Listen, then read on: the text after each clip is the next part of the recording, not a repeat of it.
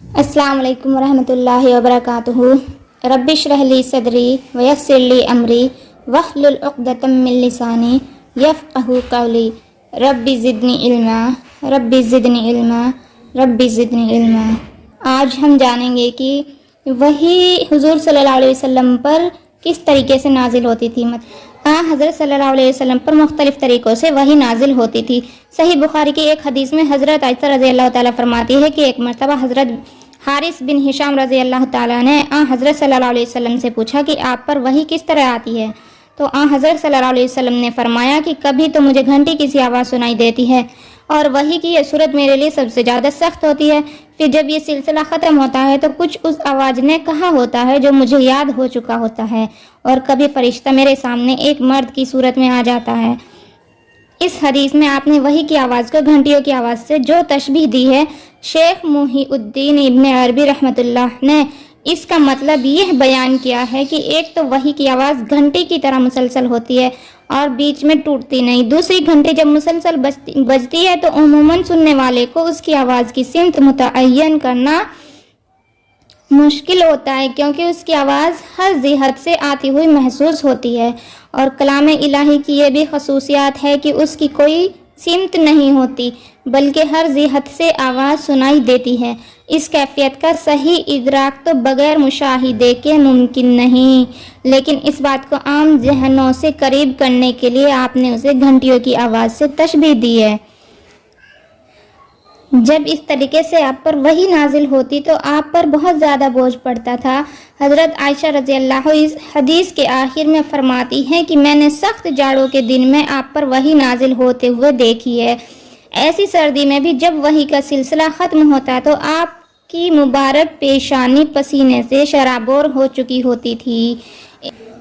ایک اور روایت میں حضرت عائشہ رضی اللہ فرماتی ہیں کہ جب آپ پر وحی نازل ہوتی تو آپ کا سانس رکنے لگتا، چہرہ انور متغیر ہو کر کھجور کی شاخ کی طرح زرد پڑ جاتا، سامنے کے دانت سردی سے کپ کپانے لگتے اور آپ کو اتنا پسینہ آتا کہ آپ اس کے قطرے موتیوں کی طرح ڈھلکنے لگتے۔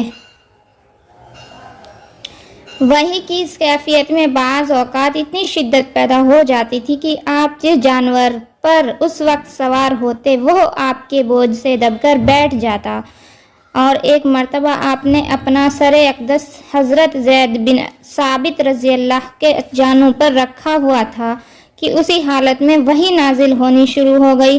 اس سے حضرت زید رضی اللہ کی ران پر اتنا بوجھ پڑا کہ وہ ٹوٹنے لگی۔ بعض اوقات اس وحی کی ہلکی ہلکی آواز دوسروں کو بھی محسوس ہوتی تھی۔ حضرت عمر رضی اللہ فرماتے ہیں کہ جب آپ پر وحی نازل ہوتی تو آپ کے چہرہ انور کے قریب شہد کی مکھیوں کی بھنبھناہٹ جیسی آواز سنائی دیتی۔ وحی کی دوسری صورت یہ تھی کہ فرشتہ کسی انسانی شکل میں آپ کے پاس آ کر اللہ تعالیٰ کا پیغام پہنچا دیتا تھا۔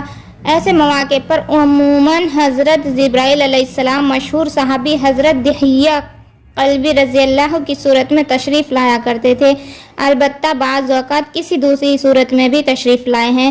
بہرکیف جب حضرت جبرائیل علیہ السلام انسانی شکل میں وحی لے کر آتے تو نزول وحی کی یہ صورت حضرت صلی اللہ علیہ وسلم کے لیے سب سے آسان ہوتی تھی۔ وحی کی تیسری صورت یہ تھی کہ حضرت جبرائیل علیہ السلام کسی انسان کی شکل اختیار کیے بغیر اپنی اصل صورت میں دکھائی دیتے تھے، لیکن ایسا آپ کی تمام عمر میں صرف 3 مرتبہ ہوا ہے۔ ایک مرتبہ اس وقت جب آپ نے خود حضرت صلی اللہ علیہ وسلم کو ان کی اصل شکل میں دیکھنے کی خواہش ظاہر فرمائی تھی، دوسری مرتبہ معراج میں، اور تیسری بار نبوت کے بالکل ابتدائی زمانے میں مکہ مکرمہ کے مقام ازدیاد پر۔ پہلے 2 واقعات تو صحیح سند سے ثابت ہے، البتہ یہ آخری واقعہ سندن کمزور ہونے کی وجہ سے مشکوک ہے۔ چوتھی صورت براہ راست اور بلا واسطہ اللہ تبارک و تعالیٰ سے ہم کلامی کی ہے۔ یہ شرف حضرت صلی اللہ علیہ وسلم کو بیداری کی حالت میں صرف ایک بار یعنی معراج کے وقت حاصل ہوا ہے، البتہ ایک مرتبہ خواب میں بھی آپ اللہ تعالیٰ سے ہم کلام ہوئے ہیں۔ وحی کی 5ویں صورت یہ تھی کہ حضرت جبرائیل علیہ السلام کسی بھی صورت میں سامنے آئے بغیر آپ کے قلب مبارک میں کوئی بات القاء فرما دے۔